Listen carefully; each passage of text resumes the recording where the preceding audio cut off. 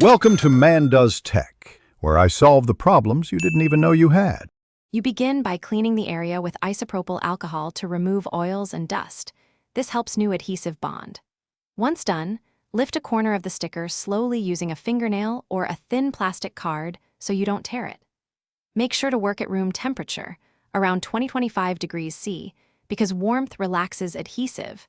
If the sticker resists, heat briefly with a hairdryer for 5-8 seconds to soften the glue and ease separation. Now focus on the bubble itself. Pierce the bubble's center with a fine needle at a shallow angle. That lets trapped air escape without damaging surrounding adhesive. You then press the sticker down using a soft squeegee or a credit card wrapped in microfiber, always moving from the center outward to push air toward the pierce point.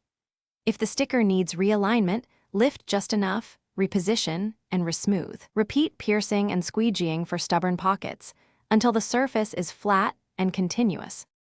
Finish by reactivating the adhesive lightly.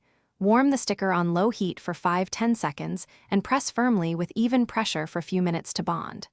Once flat, trim any lifting edges and allow 24-48 hours of undisturbed cure time for full adhesion. If a bubble returns, don't panic. Reheat the area and squeegee again toward the pierced hole. If repeated attempts fail or the adhesive delaminates, replace the sticker. Repeated piercing weakens the material and won't hold long-term. Thanks for watching. If you found this helpful, don't forget to like and subscribe.